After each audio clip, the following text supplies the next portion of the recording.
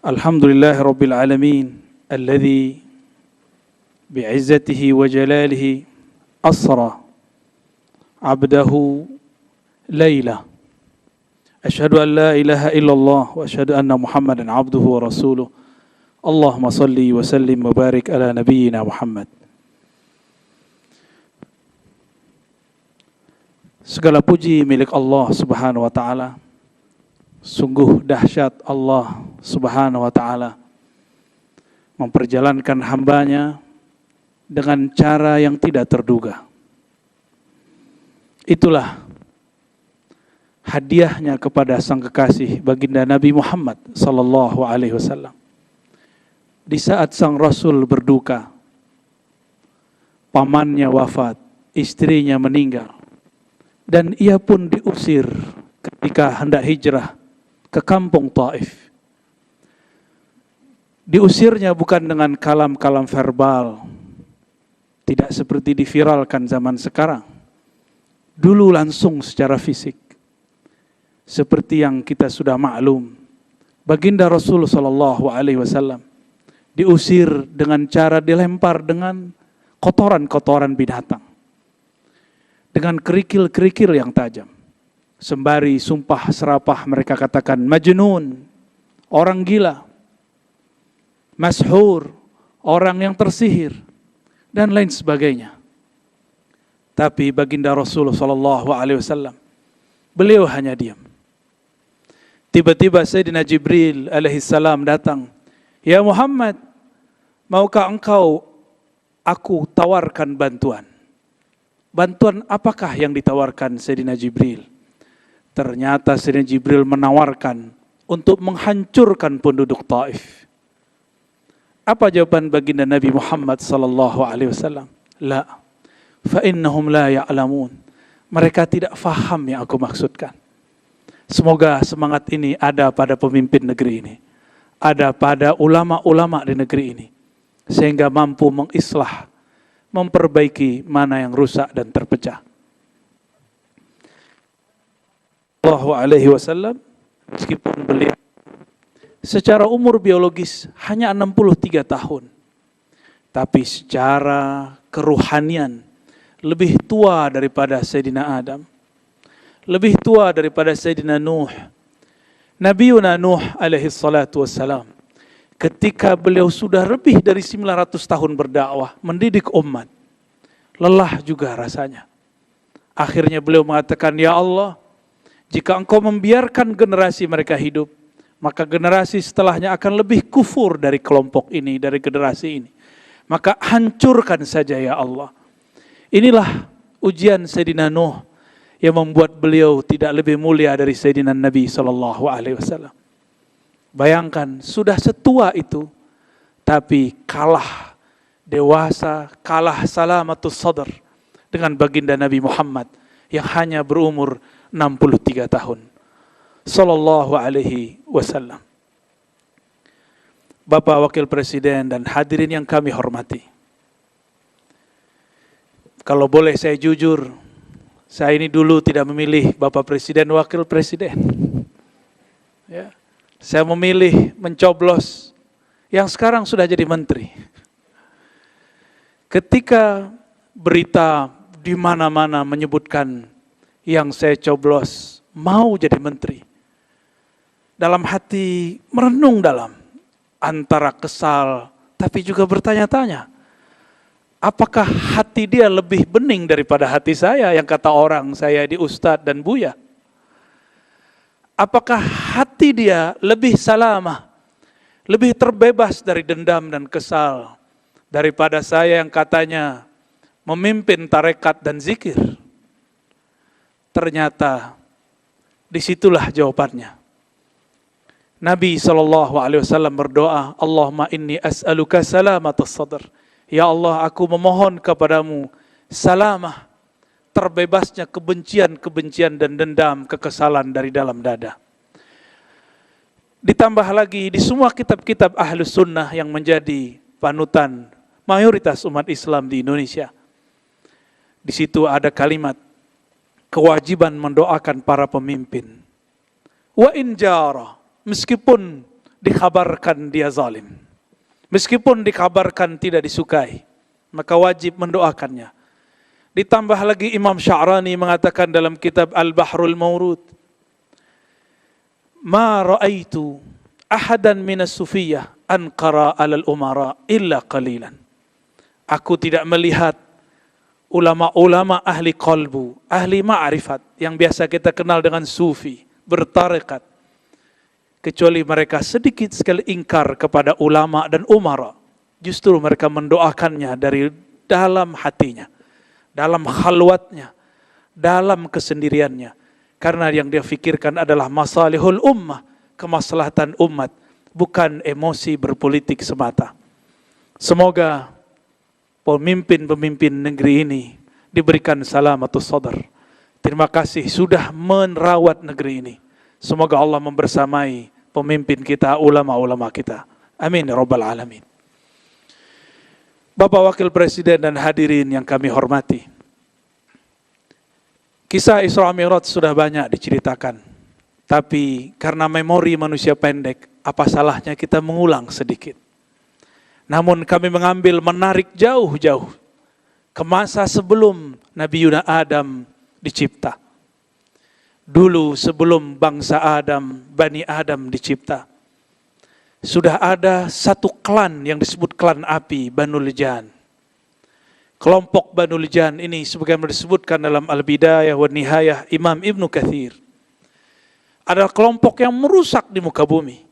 Akhirnya Allah mengkiamatkan kiamat pertama untuk mereka dengan menurunkan meteor, menghabisi mereka. Bangsa api dihabisi dengan batu api. Jadi cerita ini bukanlah dongengan Darwin, cuma sayangnya Darwin agak cocok logi. Tapi di saat itu terjadi, Allah berkalam kepada Sayyidina Jibril. Ya Jibril, itu ada putranya Raja Jan. Ambillah dia, didiklah dia, ajak dia mi'raj ke langit-langitku.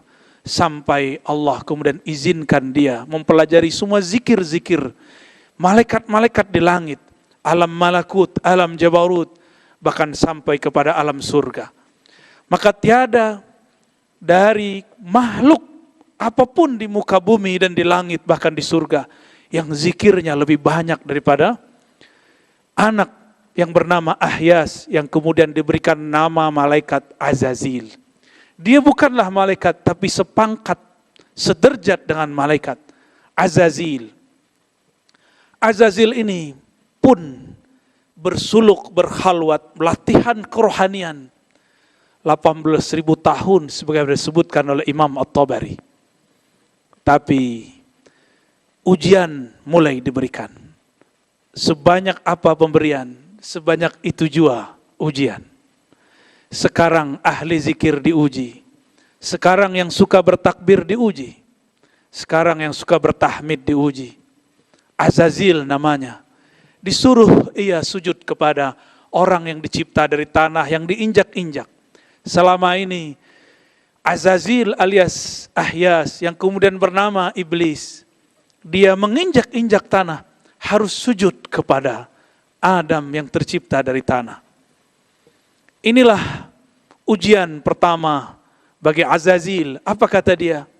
Asjud liman khalaqta min tin. Apakah aku sujud? Apakah pantas bagiku sujud kepada orang makhluk yang kau cipta dari api, sedangkan aku tercipta daripada yang kau ciptakan dari tanah, sedangkan aku tercipta daripada api. Azazil mulai rasis. Azazil mulai mempermasalahkan suku. Saya suku api, saya lebih mulia daripada suku tanah. Hati-hati, kadang-kadang orang beragama sudah soleh, sudah lama baca kitab, sudah lama berzikir. Seperti Azazil, 18.000 bersuluk di alam jabarut, alam malakut sampai ke surga sana. Tapi ternyata dia terjebak dan mengatakan, aku seorang Adam. Lebih baik dari zikirnya. Bahkan lebih baik daripada semuanya. Ternyata ketika kita urai, dan ini jarang diurai oleh ahli tafsir. Ketika Allah menawarkan, mengabarkan, inni ja'ilun fil ardi khalifah. aku akan menciptakan, menjadikan seorang khalifah di muka bumi. Ternyata ada dua kelompok malaikat yang berkomentar. Ini dipisah dengan lafaz waw. Yang pertama mengatakan, ya Rabb, apakah engkau mencipta perusak dan pembunuh di muka bumi? Inilah malaikat-malaikat cahaya. Lain dengan malaikat api. Dia mengatakan, wanah kawanukad disulak. Kami zikirnya lebih banyak. Yang berbicara ini adalah Azazil. Yang saat itu malaikat-malaikat. Bapak Wakil Presiden, hadirin yang kami hormati. Barangkali inilah ujian umat Islam di negeri ini. Tidak ada negeri dimanapun umat Islamnya lebih banyak dari negeri ini. Maka negeri ini pun paling soleh. Paling banyak baca yasinnya. Paling banyak baca tahlilnya. Jika diuji dengan kalam-kalam yang tidak berkenan, apakah akan nanti mengatakan hal yang sama dengan Azazil dahulu kala? Inilah pendek ceritanya, akhirnya Azazil diusir. Diusir dari surga dan Allah mengatakan, apakah kamu minal alin? Apakah kamu bangsa yang sangat tinggi? Dengan itulah bergantilah Azazil dari nama mulia Azazil sebagai khazinul jannah, penjaga surga, menjadi iblis yang dijauhkan dari jalan kebenaran. Lain ceritanya dengan Nabi Muhammad sallallahu alaihi wasallam. Beliau sebelum diangkat ke langit, dimasukkan ke surganya, Allah membersihkan jantungnya, dadanya 2 kali. Tidak ada ini dalam sejarah Azazil. Allah bersihkan kolbu Nabi ketika dia berumur 7 tahun. Allah bersihkan kembali ketika hendak naik pada malam itu, malam 27 Rajab. Barangkali inilah saatnya kita mengambil pelajaran. Inilah perbedaan abadi antara mi'raj ruhaninya iblis dengan mi'raj ruhaninya Nabiullah Muhammad sallallahu alaihi wasallam. Apakah itu? Azazil spiritualnya dinaikkan tapi belum dibersihkan jiwanya. Sedangkan Nabi Muhammad sallallahu alaihi wasallam sebelum dinaikkan, nafsiyahnya, keegoannya dibersihkan. Maka bertambah pengalamannya, bertambah kekayaan rohaninya, tidak bertambah sombongnya. Maka jika hendak memajukan negeri ini, jika hendak ingin meningkatkan negeri ini, mari kita bersihkan kolbu ini dari semua kebencian. Mulai malam ini, tidurlah dalam cinta Allah subhanahu wa ta'ala. Bukankah Allah sering menyindir kita dengan bismillahnya, bismillahirrahmanirrahim. Kalau orang dulu menyebut, kok Allah cerewet sekali, kok diulang-ulang kata Rahman dan kata Rahim. Tiada lain, tiada bukan, supaya kita mengambil pelajaran dari sana. Inilah yang dikatakan oleh Nabi SAW sebagai hadis penutup yang kami baca pada malam ini. Diriwayatkan oleh Imam Al-Hakim At-Tirmidzi. Apa kata Nabi SAW? Inna lillahi, sesungguhnya Allah memiliki 100 lebih, wa sab'ata asyar, yaitu 117 khuluqan, akhlak atau adab. Ambillah satu saja, dakhaltul jannah, maka engkau akan masuk surga. Maka makhluk-makhluk surgawi yang ada di muka bumi, mereka yang meniru sifat rahmaniyah Allah, sifat rahimiyah Allah. Sedangkan makhluk tubuhnya manusia, di dalamnya adalah iblis, penuh kebencian, penuh kesombongan, walaupun berjubahkan jubah alim ulama, walaupun dia berpakaian pakaian orang soleh, tapi jika di hatinya ada perasaan ana khairum minhu, aku lebih suci, aku lebih baik, aku lebih berhak, maka hati-hati, itulah syayatinul insi, itulah syaitannya manusia. Semoga negeri ini, umaranya, ulamanya, orang-orang yang bertugas di negeri ini dan rakyatnya, Allah bersihkan kolbunya dari kebencian-kebencian dan kesombongan. Semoga Allah memberikan nur mi'rajnya kepada kita semua. Semoga Allah merahmati kami yang berbicara dan kita yang hadir mendengarkan. Wa sallallahu ala sayyidil mursalin, Sayyidina Ahmad, Sayyidina Muhammad, wa ala alihi wal mahdi khalifatihi wa sallim. Assalamualaikum warahmatullahi wabarakatuh.